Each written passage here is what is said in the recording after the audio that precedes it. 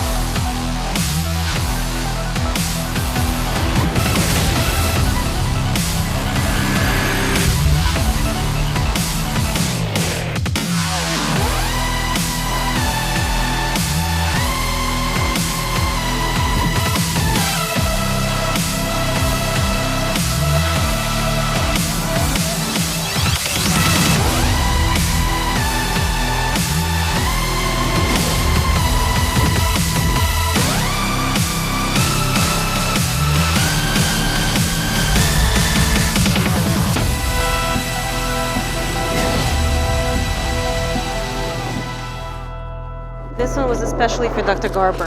I'm trying to keep up with the Brazilians from AED. We attended a meeting last week together at AED, and the style of presentations was to a different level, so I had to create this just to share with you a little bit about my passion about the topic. So today I'm going to talk to you more about the FASTP, or fibrin-assisted soft tissue promotion. As Dr. Garber shared with you, I am very fortunate to, or at least I think so, I'm very fortunate to share my personal and professional life with my husband.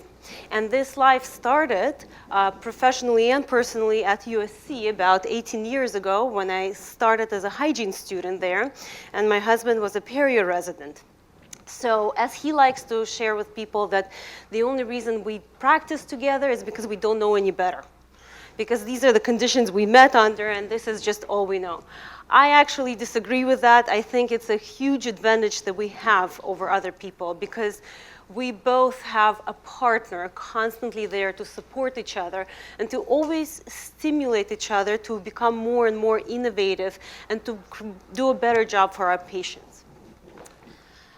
Now, since then, in those short 18 years, we were able to create a small a family that we have, Amelia, Olivia, and Amir and Alina Alam, and also create our practice together, where we spend pretty much all of our time.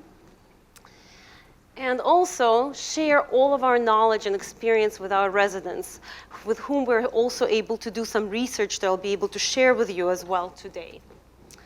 Now, as periodontists, Amir and I love to restore our patients with autogenous tissue. And I know that this is not a question anymore today. All of our speakers pretty much agreed that the autogenous tissue is truly the gold standard for regeneration in periodontology. Now, the only problems we have with the autogenous grafting is that we have a shortcoming of this concept of morbidity. And living in LA, we still have patients that are concerned about morbidity sometimes. And even though we try to provide the best possible treatment for them, sometimes morbidity doesn't only consist of the physiological pain and discomfort that is caused to the patient, but also the psychological aspect of it. And of course, we always have this problem of limited amount of tissue or bone that we can harvest at one given time. For this reason, the market has been driven a little bit more recently towards allografts and xenografts. But even with those materials, we have some shortcomings. We have some questionable quality of the tissue. We have cost that is involved every time you're opening a package or a bottle. We have sometimes questions from our patients about disease transmission. So ideally, for a graft to have ideal properties, we would get rid of all the negatives and we would combine all the positives. So ideal graft would be of autogenous origin, have very low cost, have great quality of tissue, and have no reservations about quantity that we can harvest at one given time. So for us, the closest answer today for soft tissue grafting is platelet-rich fibrin. And I'll share with you a little bit the story of how it came about.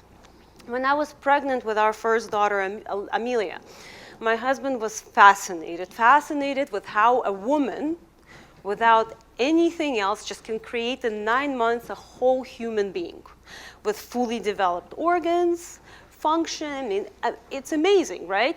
And you don't really get to think about it until you go through the process yourself. All of a sudden, you realize the miracle of life. So he felt that really, as periodontists, we shouldn't have a problem creating some soft tissue or hard tissue in 3, 4, 6 months.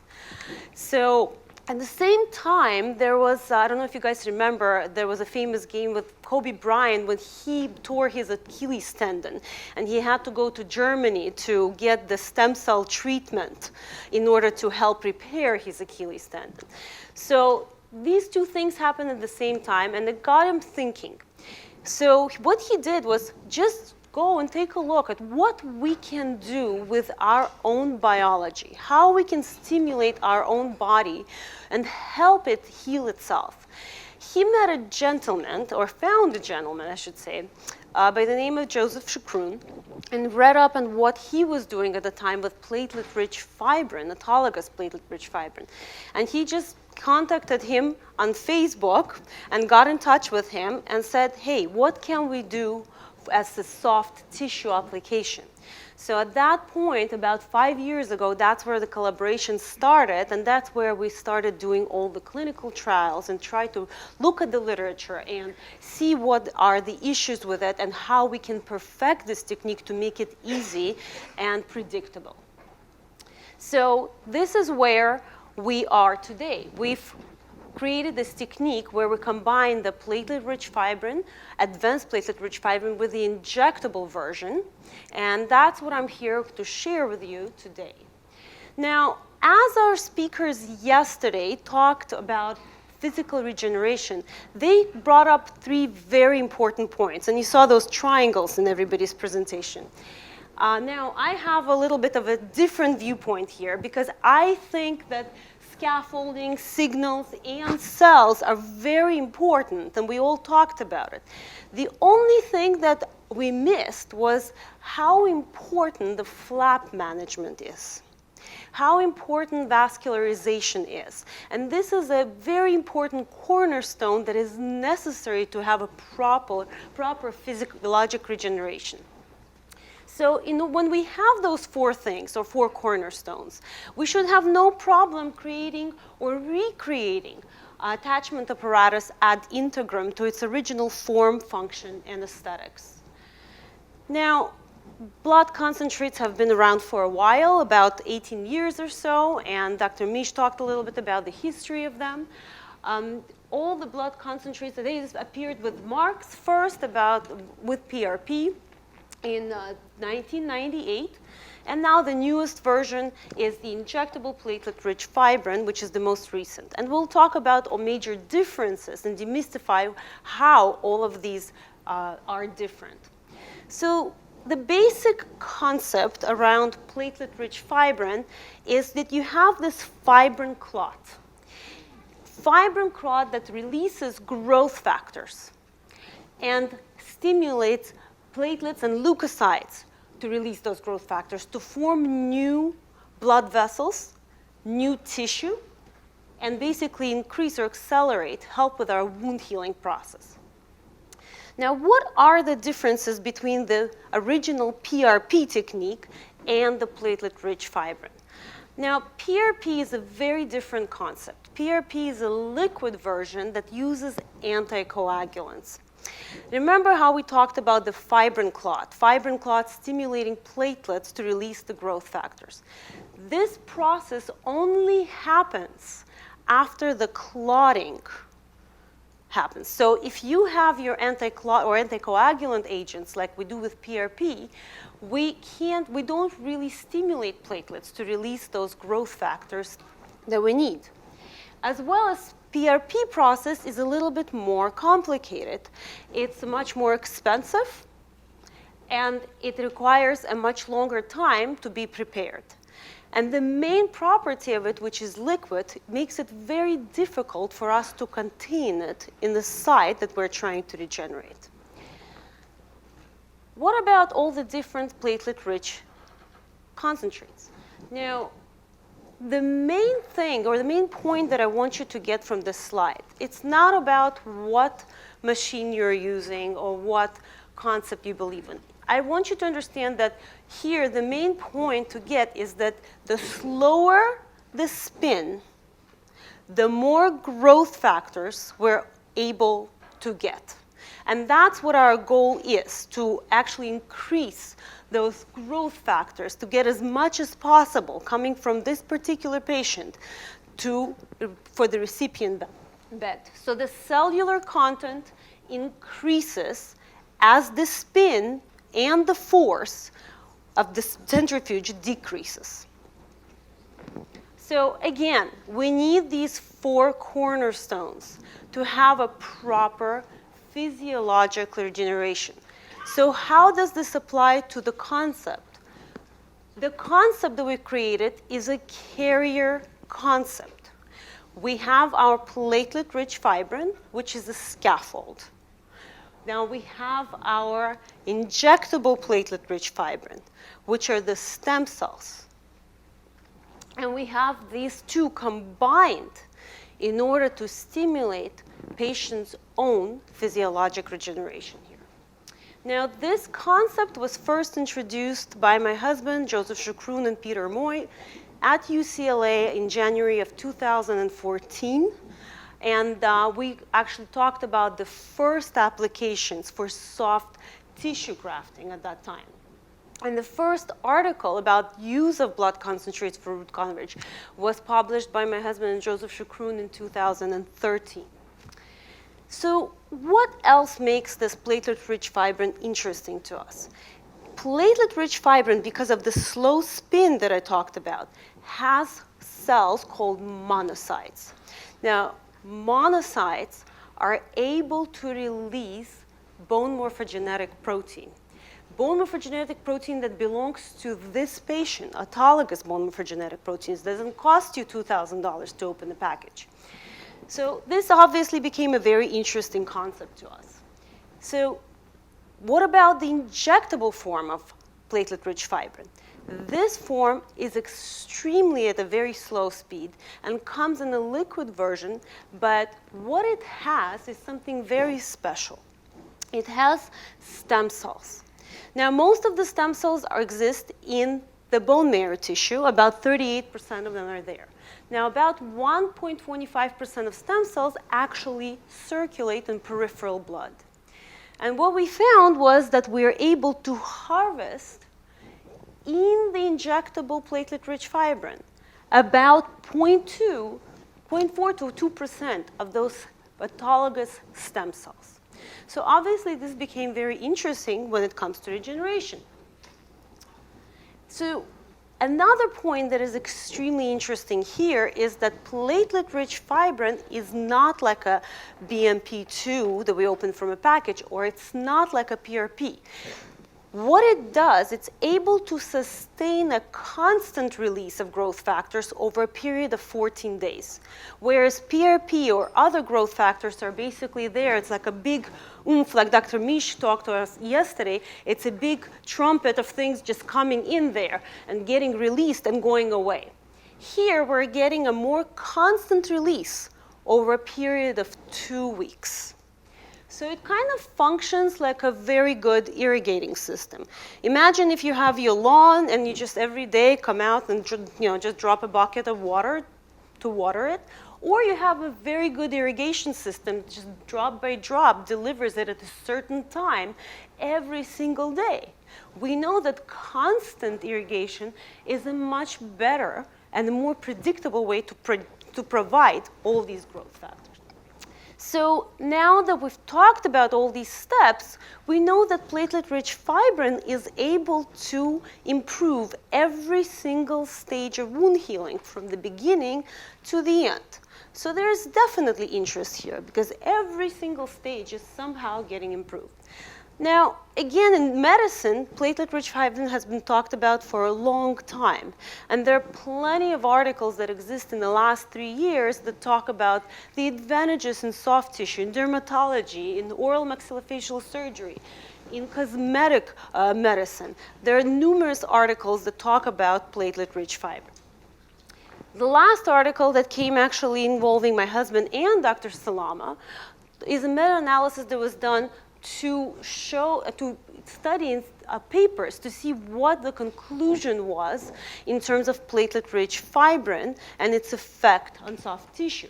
So what they showed is that the PRF has significant benefits when it comes to soft tissue repair and maintenance. And again, we're talking about soft tissue today, not hard tissue. There were questionable findings regarding GBR. So what we decided to do is to go and look at the literature and see what the literature said about platelet-rich fibrin. So we looked at some of the first studies that were done in vitro. And this particular study was done on the extracted wisdom teeth, human extracted wisdom teeth. And what they found was that the extracted human wisdom teeth that had those cells basically stimulated periodontal ligament cells and upregulated them by 20%. So this was very, very important to us because that's where all the regeneration is coming from periodontal ligament. This is where keratinization gene is coming from periodontal ligament. What they also found is that there's downregulation of some of the epithelial cells. And the other study that we looked at in vitro was done on infrabony defects. And what they found here is that the PRF doesn't only affect the communication between cells, doesn't upregulate the extracellular matrix and how everything happens in between the cells, but it also upregulates the intracellular environment and increases the protein synthesis inside the cell. So what we decided to do in our first cases is to just test it as a proof of principle. We took a periodontal defect that was basically caused by a ligature induced during orthodontic bracket placement. We placed the PRF, just chopped it up, and placed it in the infrabony defect and covered it with a single PRF membrane. And remember, this was done as one of our first cases before we knew what PRF was all about and how to use it. And what we wanted to see is basically what happened in about 6 months, we had regeneration of this bone. And we're not sure that we would be able to get it if we didn't put anything in there at all. So we said, okay, this works. This